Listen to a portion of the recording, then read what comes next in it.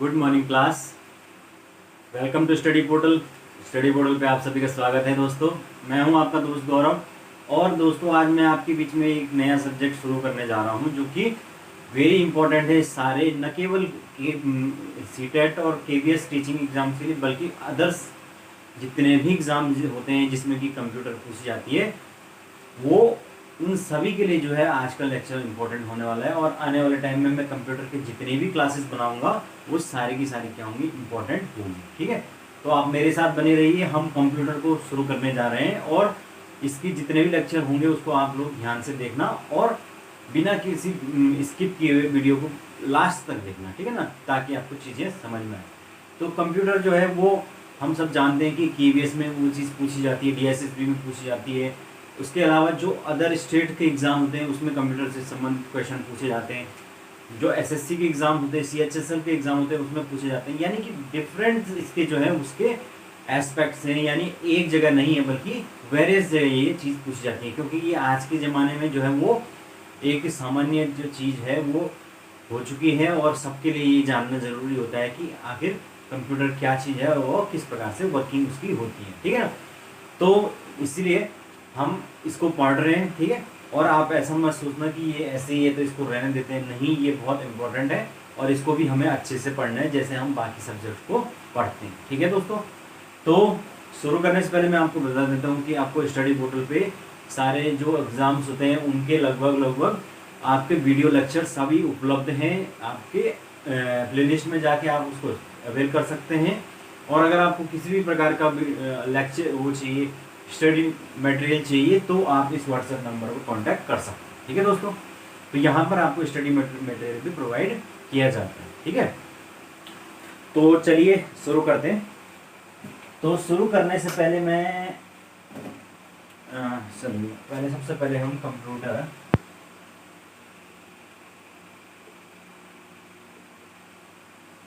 Computer में सबसे पहले हम बात करेंगे इसकी डेफिनेशन की। ठीक है ना, इसकी परिभाषा। तो कंप्यूटर क्या होता है? कंप्यूटर का मतलब होता है, शाब्दिक अर्थ तो सीधे सीधे ये है कंप्यूटर का, कंप्यूट करना, कंप्यूट करना या गणना करना। ठीक है, और इसलिए इसको हिंदी में संगणक कहा जाता है। ठीक है ना, लेकिन ये एक बहुत छोटा अर्थ हो गया। आज के समय में तो आप पता है कंप्यूटर का कितना ज़्यादा वेरियस इसका इस्तेमाल है। खैर वो मैं अभी बताऊंगा आपको। तो जो कंप्यूटर है वो क्या होता है, वो एक ऐसी स्वचालित मशीन है, एक ऐसी ऑटोमेटिक मशीन है जो कि दी गई सूचनाओं को क्या करता है, एज इनपुट क्या करता है, ग्रहण करता है। सेट ऑफ इंस्ट्रक्शंस या निर्देश जो दिए जाते हैं कंप्यूटर को, उनको वो क्या करता है, ग्रहण करता है एज अ इनपुट।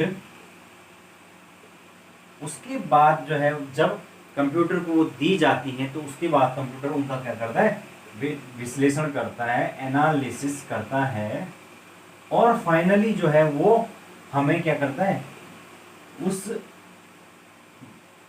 इंस्ट्रक्शन को फॉलो करवा के देता है या उससे संबंधित जो है जो रिजल्ट, जो भी हमें एक्सपेक्टेड रिजल्ट है वो हमें देता है, जिसे हम क्या कहते हैं, आउटपुट कहते हैं।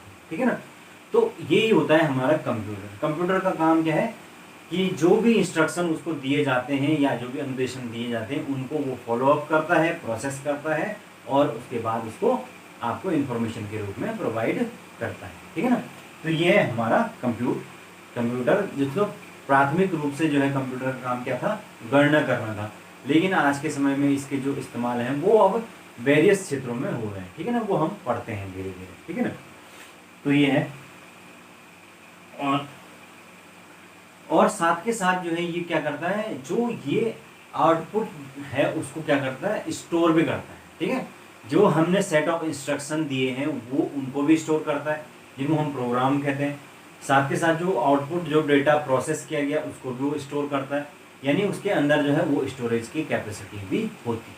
ठीक है ना, तो ये समझ गए आप कि क्या करेगा, ये इस प्रकार से काम करेगा कि इनपुट, एनालिसिस एंड आउटपुट। ठीक है ना, अब हम देखते हैं नेक्स्ट हमारा component of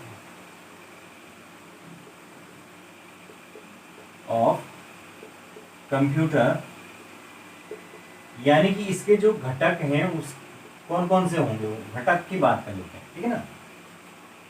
components of computer यानी कि इसके घटक। तो जो पूरा का पूरा कोई भी कंप्यूटर हो उसके मुख्य रूप से 3 ही घटक होते हैं, ठीक है ना। और 3 घटक क्या क्या है उसके। सबसे पहला जो इसका घटक होता है वो होता है आपका हार्डवेयर। दूसरा जो हमारा घटक है वो है हमारा सॉफ्टवेयर। और तीसरा जो घटक इसमें होता है वो है डेटा, है ना।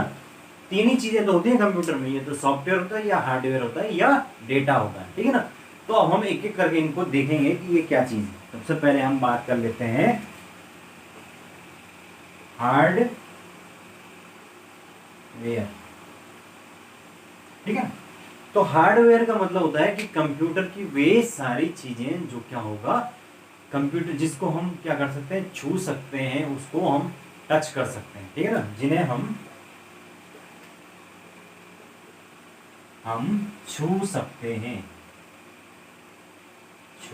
हैं या टच कर सकते हैं, वो सारी की सारी चीजें हार्डवेयर के अंतर्गत आएंगी। जैसे कि अगर एग्जांपल के तौर पर बोलूंगे तो क्या क्या होगा इसमें, कीबोर्ड होगा, माउस होगा, है ना, आपका जो हार्ड डिस्क है वो होगी, सीपीयू होगा, यूपीएस होगा, सारी चीजें जो भी उस पर लगे हुए हैं आइटम्स वो क्या होंगे, हार्डवेयर के अंतर्गत आएंगे, ठीक है ना। तो ये है हार्डवेयर। नेक्स्ट जो है हम बात करेंगे सॉफ्टवेयर।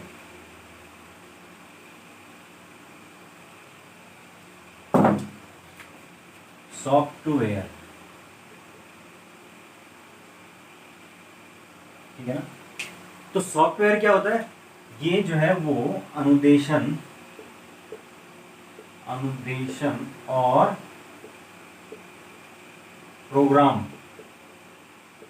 प्रोग्रामों का समूह होता है जो कंप्यूटर को यह बतलाता है कि क्या करना है और कैसे करना है, ठीक है ना। यानी कि ये एक सेट ऑफ इंस्ट्रक्शन है जो कि उसमें हम इंस्टॉल करते हैं एक एज ए प्रोग्राम की तरह। और वो क्या होता है, अगेन इसमें भी 2 प्रकार के होते हैं, एक सिस्टम होता है, एक एप्लीकेशन होता है। ये खैर मैं आगे वाले टाइम में जब सॉफ्टवेयर अलग से बताऊंगा तब बताऊंगा। तो ये जो चीजें होती हैं, ये सेट ऑफ इंस्ट्रक्शन जो है वो हार्डवेयर को एक तरह से डायरेक्शन देता है कि आपको किस प्रकार से ऑपरेशन को करना है या किस प्रकार से चीजें करनी है, जो हम क्या चीज करना चाह रहे हैं, आपको क्या चीज करनी है। यानी कि जो सेट ऑफ इंस्ट्रक्शन दिया जा रहा है कि भाई इस वीडियो को कट कीजिए, तो उस वीडियो को कट करने के लिए सेट ऑफ इंस्ट्रक्शन इनपुट के तौर पर दिया जाता है और उस सेट ऑफ प्रोग्राम का जो सॉफ्टवेयर है वो उस चीज को ऑपरेट करता है, ठीक है ना। तो ये है आपके सॉफ्टवेयर। और सॉफ्टवेयर को हम क्या कह सकते हैं कि जो हार्डवेयर है वो हमारे शरीर की तरह है और जो सॉफ्टवेयर है वो उसकी आत्मा की तरह, ठीक है ना, सोल की तरह। तो जो सॉफ्टवेयर है उसका मैं 1-2 उदाहरण दे देता हूँ तब आपको ज़्यादा अच्छी तरीके से समझ आए। तो सॉफ्टवेयर का जो उदाहरण है जैसे कि MS ऑफिस हो गया, ये सॉफ्टवेयर है। आपका गूगल क्रोम हो गया, है ना, या इंटरनेट एक्सप्लोरर हो गया, ये सारे के सारे जो है वो आपके सॉफ्टवेयर के अंतर्गत आते हैं, ठीक है ना। क्योंकि ये एक तरह से सेट ऑफ इंस्ट्रक्शन होते हैं, सेट ऑफ प्रोग्राम होते हैं जो कि क्या करते हैं, सारी की सारी जो कंप्यूटर में जो इंस्ट्रक्शन दिए जाते हैं उसके अकॉर्डिंग कार्य को करते हैं, ठीक है ना। तो अब आप समझ गए सॉफ्टवेयर एंड हार्डवेयर, ठीक है। अब ये नेक्स्ट चलते हैं हम डेटा।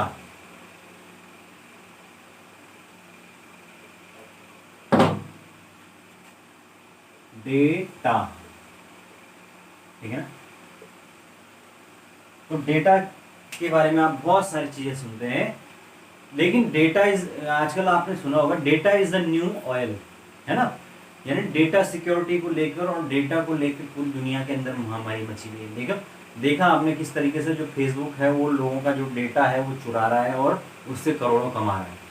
तो डेटा क्या चीज होती है? डेटा का मतलब होता है कि आंकड़ों का, जो कच्चे आंकड़े हैं, रॉ फैक्ट्स एंड सूचनाएं हैं, उनका व्यवस्थित अव्यवस्थित संकलन है, ठीक है ना। जो रॉ फैक्ट्स और आंकड़े हैं का अव्यवस्थित संकलन, या एक तरह से उनका एक समूह कह सकते हैं आप, वो आपके डेटा कहलाता है। और ये दो प्रकार का होता है, एक तो होता है न्यूमेरिकल और दूसरा अल्फा न्यूमेरिकल, ठीक है ना।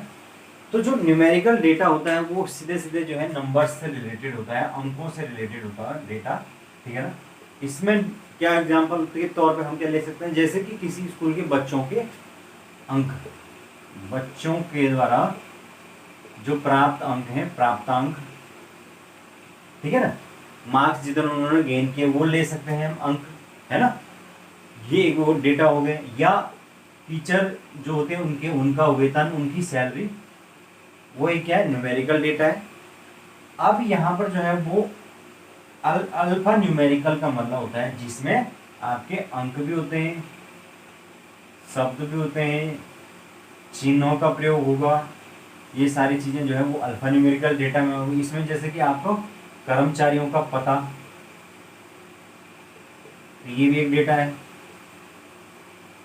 ठीक है। यूजर्स जितने हैं, किसी चीज को चलाने वाले यूजर्स की ईमेल आईडी, है ना। तो ये सारे जो है वो डेटा हो, यानी कि ये क्या है, एक तरह से कच्चे आंकड़े हैं जो हमने किसी चीज से प्राप्त किए। हमने जो है वो क्या किया है, बच्चों के अंकों को केवल रख दिया है कि ये इस बच्चे के इतने अंक हैं, इस बच्चे के इतने अंक हैं, इस बच्चे के इतने अंक हैं। तो वो क्या है, हमारे पास डेटा हो गया, ठीक है ना, डेटा। अब डेटा से आगे बढ़ के हम बात करते हैं किसकी, सूचना की, इंफॉर्मेशन।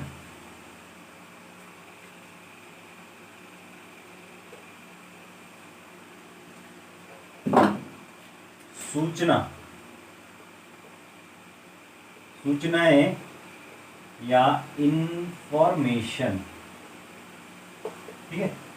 तो इंफॉर्मेशन क्या होते हैं, जो डेटा है वो आंकड़ों का एक अव्यवस्थित समूह है, और उस डेटा को जब क्या किया जाता है, उसका विश्लेषण किया जाता है, और उसके बाद उसका संकलन किया जाता है, तब वो जो है वो एक इंफॉर्मेशन में चेंज हो जाता है, ठीक है ना। यानी कि हमने जो है वो बच्चों को जो है वो, बहुत सारे बच्चे जो है उनके प्राप्तांकों को लिया, वो उसका डेटा हो गया। उन सारे प्राप्तांकों को हमने फिर क्या किया, एक साथ रखा, और उसके बाद उसको कंपेयर किया कि कौन सा बच्चा जो है वो पास हुआ है, कौन सा फेल हुआ है। फिर उन सबको क्या किया, इकट्ठा करके एक रिजल्ट उसका बना दिया, मार्कशीट बना दी। तो वो क्या हो गई, उसकी इंफॉर्मेशन हो गई। यानी कि उस आंकड़े को हमने क्या किया, व्यवस्थित रूप दे दिया है। तो ये क्या है, डेटा का एक व्यवस्थित रूप है आपका इंफॉर्मेशन, ठीक है ना।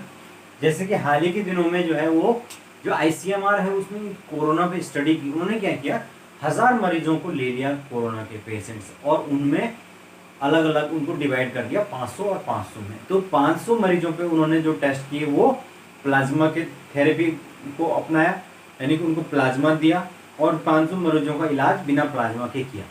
तब उन्होंने पाया कि जो है दोनों की डेथ रेट में कोई खास फर्क नहीं है, साथ के साथ रिकवरी रेट में भी जो है वो ज़्यादा अंतर नहीं है। तो इससे उन्होंने क्या निष्कर्ष निकाला फिर, कि जो प्लाज्मा थेरेपी है वो उतनी ज़्यादा इफेक्टिव नहीं है, या वो कोई इफेक्टिव नहीं है, उससे कोई फर्क नहीं पड़ रहा है। तो ये उन्होंने एक निष्कर्ष निकाला। तो ये जो निष्कर्ष निकला, ये क्या है, इससे इंफॉर्मेशन निकली। और डेटा क्या था कि जो वो 1000 हमने पेशेंट्स को लेके उनको अलग अलग उनका जो है 500 में बांट के उन पे स्टडी की, तो वो क्या था, डेटा, ठीक है ना। क्योंकि उनमें उस डेटा में प्रत्येक जो पेशेंट है उसका नाम होगा, पता होगा, उसका नंबर होगा, उसमें उसकी इंफॉर्मेशन होगी, उसकी जो है मेडिकल हिस्ट्री होगी, ये सारी चीज़ें उसमें होगी, समझ गए।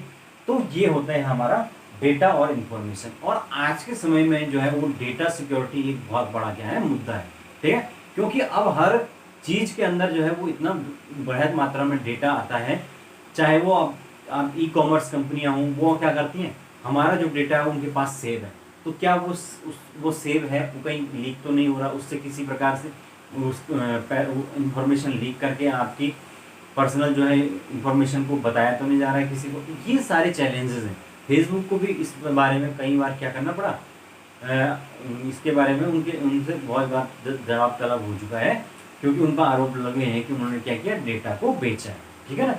तो इस प्रकार से ये है हमारा डेटा, ठीक है ना। चलते हैं आगे।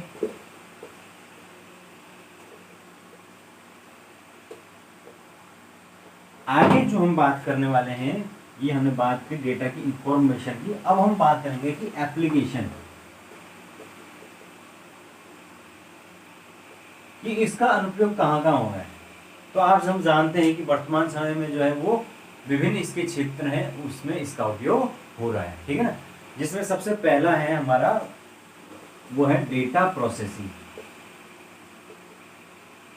तो डेटा प्रोसेसिंग में तो मैंने आपको बता ही दिया कि कितना इसका वेरियस इस्तेमाल है कंप्यूटर का, बिना उसके आप कुछ कर ही नहीं सकते, ठीक है ना। दूसरा जो इस्तेमाल हो रहा है वो है exchange of information, exchange of information, सूचनाओं का आदान प्रदान, यानी सूचनाएं एक जगह से दूसरी जगह पहुंचानी है, उसको एडिट करना है, कुछ भी करना है, तो वो कंप्यूटर के माध्यम से ही संभव है। तीसरा जो है हमारे पास हो रहा है वो एजुकेशन। एजुकेशन में हमने देखा कि किस प्रकार से लॉकडाउन के बाद तो ज़्यादा ही हुआ कि सारी की सारी जो कक्षाएं हैं वो ऑनलाइन चल रही हैं, सब कुछ ऑनलाइन पढ़ता है बच्चा जो है वो।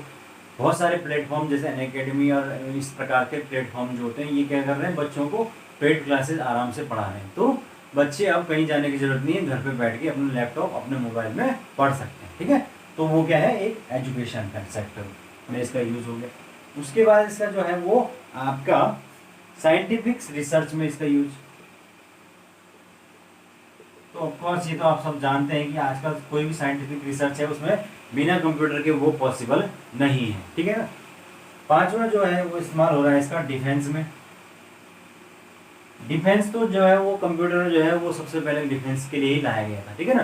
तो डिफेंस क्षेत्र में जो हमारे जितने भी जो आज के समय में कितने वेपन्स बन रहे हैं, कितना जो है वो ज़रूरत है, ये सारी चीज़ें वो डिफेंस में देखने के लिए कंप्यूटर का इस्तेमाल होता है। और साथ के साथ जो आपके ऑटोमेटिक जितने भी वेपन्स आ रहे हैं, जितनी मशीन गन्स आपके क्या होते हैं, anti satellite mission, anti satellite जो सिस्टम आ रहे हैं, जो भी हम खरीद रहे हैं वो सारे के सारे कंप्यूटर से ही चलते हैं, ठीक है। एंटी टैंक है ना, तो ये इसका यूजेस है। उसके बाद नेक्स्ट है हमारे पास, वो है एडमिनिस्ट्रेशन। एडमिनिस्ट्रेशन में ना प्रशासन के क्षेत्र में जितने भी विश्वविद्यालय, कॉलेज हो गया, हॉस्पिटल हो गया, कोई भी इंडस्ट्री होगी, कोई भी कंपनी होगी, इन सबका जो एडमिनिस्ट्रेशन है, प्रशासन है, वो किस पे, कंप्यूटर की मदद से ही चलता है। आप सब जानते हैं बिना कंप्यूटर के वो पॉसिबल नहीं है। इतने सारे लोगों का जो डेटा है उसको स्टोर करना बिना कंप्यूटर के आज के समय में पॉसिबल नहीं, ठीक है। नेक्स्ट जो हमारे पास है वो है बैंक। तो बैंक तो बिना कंप्यूटर के हम बैंक का इमेजिन भी नहीं कर सकते, क्योंकि बैंकिंग जो है वो पूरी की पूरी कनेक्टेड टेक्नोलॉजी से चलती है आज के समय में। बैंकिंग का जो core banking solution software, CBS बोलते हैं उसको, जिसके अंतर्गत सारे के सारे बैंक आपस में कनेक्ट होते हैं, वो किस पर काम कर रहा है, कंप्यूटर की मदद से। और बिना कंप्यूटर के वो पॉसिबल भी नहीं, ठीक है ना। उसमें जो बैंकों में ATM चलते हैं, ATM का क्या होता है, full form automatic teller machine. तो जो ATM है वो भी किसके कारण से काम कर रहे हैं, वो आपके सारे के सारे वो बैंक और इंटरनेट की मदद से ही काम कर रहे हैं, कंप्यूटर और इंटरनेट की मदद से काम कर रहे हैं, ठीक है ना। उसके अलावा जो है इसका यूज इस्तेमाल हो रहा है वो कहाँ हो रहा है, गेमिंग इंडस्ट्री में। गेमिंग तो गेमिंग इंडस्ट्री में जितना भी कंप्यूटर गेम बनते हैं वो खेले भी कंप्यूटर पे ही जाते हैं, मोबाइल पे खेले जाते हैं, और उनको बनाया किस में जाता है, कंप्यूटर पे बनाया जाता है। फिर जो है वो स्पेस टेक्नोलॉजी। तो स्पेस टेक्नोलॉजी में हम जानते हैं कि जितने भी हमारे अंतरिक्ष उपग्रह छोड़े जाते हैं, जितने भी सैटेलाइट छोड़े जाते हैं, जितने भी हमारे जो ये चंद्रयान और ये सब मिशन भेजे जाते हैं, इन सबको मॉनिटरिंग जो है वो कंप्यूटर की मदद से ही किया जाता है, ठीक है ना। और वहाँ पर ऐसे वैसे नहीं बल्कि सुपर कंप्यूटर्स का यूज़ किया जाता है, ठीक है। तो ये हैं आपके एप्लीकेशंस। उसके अलावा हमारे जो है वो रेलवे, एयरवे, होटल, इन सब में क्या होगा, आपका बुकिंग, जितने भी टिकट बुकिंग है ये सारे के सारे ऑनलाइन किए जाते हैं। यानी कि आज ऐसा वर्तमान में ऐसा कोई भी क्षेत्र नहीं है जहां पर कि कंप्यूटर का इस्तेमाल नहीं हो रहा है, और कंप्यूटर के बिना वो चीज़ हो भी नहीं सकती है, क्योंकि बड़े स्तर पर जो है अब काम हो रहा है जो कि कंप्यूटर की मदद से ही हो सकता है। क्यों? क्योंकि जो है कंप्यूटर, अब कंप्यूटर के फायदे क्या हैं, इसी के साथ साथ मैं आपको वो भी बता देता हूँ।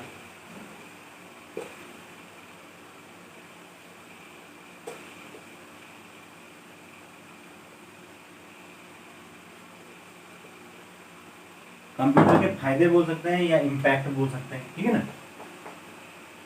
तो इम्पैक्ट क्या हुआ कि इसमें जो है वो सबसे पहले तो जो है वो काम स्पीड से होने लगा। आप इतना स्पीड, क्योंकि जो काम 1 साल में होता था वो आप एक से 2 मिनट में कर देते हो। जितना ज़्यादा डेटा जो है वो स्टोर करने में, उसको खींचने में, उसको इधर उधर से बैलेंस करने में जो है 1 साल लगता था, उसको आप आधे घंटे में कर देते हो। यानी कि स्पीड जो है वो बढ़ी है। दूसरी बढ़ी है क्या, एफिशिएंसी, ठीक है। स्पीड तो बढ़ी है, साथ के साथ काम करने की जो दर है वो भी बढ़ी है, ठीक है ना, क्योंकि काम जो है वो ज़्यादा इफेक्टिव हो जाता है और उतना ही काम जो है वो ज़्यादा अच्छे तरीके होते हैं। एफिशिएंसी एंड एक्यूरेसी उस काम में बढ़ गई है, ठीक है ना, ये सारी चीज़ें बढ़ गई हैं। तीसरा जो है वो आपके क्वालिटी भी बढ़ गई है ना, जो कि क्योंकि कंप्यूटर जो है वो कभी भी क्या नहीं होता है, थकता नहीं है। ऐसा नहीं बोलता है कि मेरे से बस आज इतना ही काम हो पाएगा, मैं दोबारा इस काम को नहीं कर रहा। आप उससे चाहे तो जितना मर्जी काम करवा लीजिए, वो दिन भर काम करेगा, ठीक है ना। तो ये है हमारा, लेकिन इसका कुछ नुकसान भी हुआ है, और वो नुकसान हुआ है किसमें, बेरोजगारी में, अनएम्प्लॉयमेंट। क्योंकि जो है कंप्यूटर के कारण जो है वो हर जगह जो है इस्तेमाल होने लग गया कंप्यूटर, और धीरे धीरे जो वहाँ पर जो है मैन पावर है उसकी संख्या घटने लगी। तो कंप्यूटर ने कहीं ना कहीं जो है एक बेरोजगारी भी बढ़ाई है, ठीक है।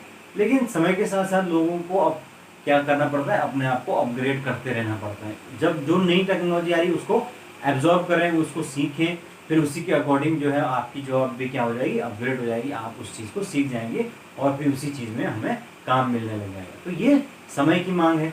आने वाले समय में आप जानते हैं कि और ज़्यादा ये टेक्नोलॉजी का यूज, जब 5G टेक्नोलॉजी आएगी, उसके बाद आर्टिफिशियल इंटेलिजेंस। तो आर्टिफिशियल इंटेलिजेंस आने के बाद तो हर चीज़ जो है वो कनेक्टेड फीचर्स के साथ आएंगी। आज भी आपने देखा होगा कि किस प्रकार से गाड़ियाँ जो है वो कनेक्टेड फीचर्स के साथ आने लग गई। धीरे धीरे वो घर से गाड़ी, गाड़ी से घर, मोबाइल, सारी चीज़ें कनेक्टेड चीज़ें आएंगी। यानी कि ज़्यादा से ज़्यादा जो है वो ऑटोमाइजेशन होगा और लोगों की ज़रूरतें कम होती जाएंगी। तो मनुष्य को भी उसी के हिसाब से क्या करना पड़ेगा, अपने आप को बदलना पड़ेगा, नई चीज़ें सीखनी पड़ेगी, ठीक है। तो ये है हमारा कंप्यूटर, ठीक है। अब कंप्यूटर के अंदर एक दो चीज़ें आती हैं। एक तो होता है कंप्यूटर लिटरेसी। कंप्यूटर लिटरेसी, ठीक है ना। तो कंप्यूटर लिटरेसी का मतलब होता है कि जो सामान्य कंप्यूटर के जो सामान्य काम है वो हम कर पाए। यानी कि दैनिक जीवन में जो कंप्यूटर है उसको हम चलाना सीखें, उसको ऑपरेट करना, उसके जो एप्लीकेशन है उनको कैसे यूज़ करना है, उसमें जो फंक्शन है, सामान्य फंक्शन, उसको इस्तेमाल कैसे करना है, वो सारी की सारी चीज़ें जब हम सीख जाते हैं तो उसी को हम क्या कहते हैं, कंप्यूटर लिटरेसी। और इसी को जो है हम क्या कहते हैं, डिजिटल लिटरेसी। डिजिटल लिटरेसी, ठीक है ना। जो भारत है उसमें अभी जो है वो डिजिटल लिटरेसी जो है वो बहुत कम है। 30 से 40% जो है वो अभी डिजिटल लिटरेसी है। यानी इतने ही लोग जो है वो आराम से कंप्यूटर ये को या कंप्यूटर से संबंधित चीज़ें जैसे लैपटॉप हो गया, मोबाइल हो गया, ये सब चीज़ें ऑपरेट कर पाते हैं। अभी भी बाकी जो लोग हैं वो डिजिटल रूप से लिटरेट नहीं है, ठीक है ना। फिर जो एक टर्म आता है इसमें वो आता है एंड यूजर। एंड यूजर, तो एंड यूजर का मतलब होता है एक सामान्य यूजर जो क्या करता है डेली टू डेली लाइफ में जो है वो कंप्यूटर के सामान्य जो फीचर्स हैं उनका इस्तेमाल करता है, वो रोजमर्रा के काम उसमें अपने करता है। हालांकि वो उसमें एक्सपर्ट नहीं है, वो कोई विशेषज्ञ नहीं है कंप्यूटर का, लेकिन वो सामान्य तौर पर उसका इस्तेमाल करता है। जैसे हम आप कोई भी आम आदमी जो कि इस प्रकार से चीज़ें इस्तेमाल करता है या उन ऐप्स को इस्तेमाल करता है, वो क्या है एंड यूजर। जितने भी ऐप्स जो है वो बनाए जाते हैं, जितने भी एप्लीकेशंस बनाए जाते हैं, जितनी भी कंप्यूटर में प्रोग्राम बनाए जाते हैं या और जो इंटरफेस बनाए जाते हैं, वो सब के सब आपके एंड यूजर को ध्यान में रखकर ही बनाए जाते हैं, है ना। कि भाई जो यूजर है उसको ज़्यादा से ज़्यादा उस चीज़ को समझने में आसानी है, ठीक है ना। तो ये है आपका एंड यूजर। और एक होता है डिजिटल डिवाइड। डिजिटल डिवाइड, तो डिजिटल डिवाइड का मतलब होता है कि जो है वो कंप्यूटर की लिटरेसी के मामले में जो क्या होना कि शहरी क्षेत्रों तक तो कंप्यूटर जो है वो सबको सब तक उसकी पहुंच है, इंटरनेट तक सबकी पहुंच है, लेकिन अभी भी एक तबका ऐसा है जो इस पहुंच से क्या है वंचित है। और वो हमने लॉकडाउन में इस चीज़ को देखा भी है कि कैसे मतलब क्या हो रहा है, जो ऑनलाइन टीचिंग है वो हर स्कूल और हर जगह जो है वो ऑनलाइन टीचिंग हो पा रही है, लेकिन अभी भी ग्रामीण क्षेत्रों में, दूर दराज के इलाकों में या जो गरीब तबका है उसके पास ना तो उस प्रकार के इंटरनेट की फैसिलिटी है, ना उस प्रकार की जो है वो मोबाइल या जो है स्मार्टफोन की फैसिलिटी है कि वो अपने आराम से क्या है वो उन चीज़ों को पढ़ पाए, अपनी स्टडी को पढ़ पाए, कर पाए। तो इसका मतलब क्या हुआ कि कहीं ना कहीं उनके साथ भेदभाव हो गया। और क्यों हुआ, क्योंकि हमारे भारत में जो है वो एक डिजिटल डिवाइड है। अर्बन और रूरल इंडिया में डिजिटल डिवाइड है, और जब तक ये इंडिया में डिजिटल डिवाइड दूर नहीं होगा, प्रत्येक व्यक्ति तक जो है वो कंप्यूटर लिटरेसी नहीं पहुंचेगी एटलीस्ट, और 70 to 80% लोग इसको जानने नहीं लग जाएंगे, इंटरनेट की कनेक्टिविटी सब तक पहुंचेगी, तब जाके जो है वो असली क्या होगा डिजिटल इंडिया हो पाएगा और सारी की सारी चीज़ें जो है वो सब तक अवेलेबल हो पाएंगी, ठीक है ना। तो ये है हमारा डिजिटल डिवाइड, ठीक है। चलते हैं आगे।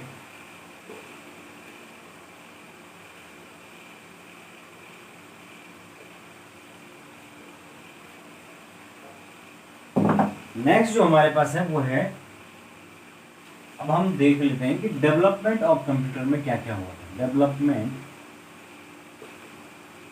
ऑफ कंप्यूटर, ठीक है ना। तो डेवलपमेंट ऑफ कंप्यूटर में जो सबसे पहले आया था वो है अबेकस, ठीक है ना। ये जो प्राचीन राज्य हुआ बेबीलोन जर्मनी में, तो बेबीलोन में जो है इसका आविष्कार हुआ था केवल और केवल किसके लिए, गणना के लिए, ठीक है ना। इस प्रकार से इसमें कुछ इस प्रकार से रॉडें होती हैं और जिसमें इस प्रकार से ये मनके से लगे होते हैं, इनको जो है ये आपस में इधर उधर खिसकाकर जो है वो काउंटिंग की जाती थी, और इस मशीन को वो बोला जाता है आपका अबेकस, ठीक है। तो पहला कंप्यूटर बोल सकते हैं इसको, लेकिन कंप्यूटर नहीं है ये, केवल और केवल हल्का से गणना करने के काम आता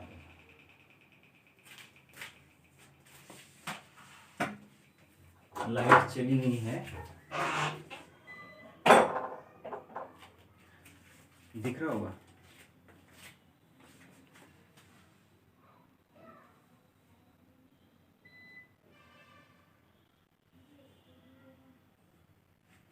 तो आप लोगों को मेरे ख्याल से थोड़ा बहुत दिख रहा होगा, तो हम ऐसे ही देख लेते हैं। तो ये जो हमारा पहला जो है कंप्यूटर है वो क्या है, जो बेबीलोन में बना था उसका नाम था अबेकस, ठीक है। जो केवल और केवल किसके काम पे आता था, गणना करने के काम में आता था, ठीक है ना। उसके बाद जो है वो पहला जो एनालिटिकल कंप्यूटर बनाया गया, पहला एनालिटिकल कंप्यूटर, ये कह सकते हैं एनालिटिकल मशीन बनाई गई, वो किसके द्वारा बनाई गई, वो चार्ल्स बेबेज के द्वारा 1842 में, चार्ल्स बेबेज के द्वारा 1842 में ये मशीन बनाई गई थी, ठीक है ना। और ये जो मशीन थी, ये जो सामान्य गणितीय संक्रियाएं थी उनको करने में सक्षम थी। वो कौन कौन सी होती हैं? आपका जोड़ हो गया, घटाना, गुणा, भाग, ये सब ये करने में पॉसिबल थी ये मशीन। कौन सी? जो चार्ल्स बेबेज ने बनाई, एनालिटिकल कंप्यूटर, ठीक है। तो इसी कारण से जो है वो चार्ल्स बेबेज जो है उनको फादर ऑफ कंप्यूटर कहा जाता है, कंप्यूटर का पिता कहा जाता है, ठीक है ना। तो इसलिए ये कहा जाता है क्योंकि जो ये पहला इन्होंने बनाया चार्ल्स बेबेज ने, इसमें ये सारे प्रोसेस हो पाते थे। कौन से? जोड़, घटाना, गुणा, भाग, ठीक है ना। तो ये है, और विश्व का पहला कंप्यूटर भी इसी को माना जाता है। उसके बाद आई एक, उनका नाम था लेडी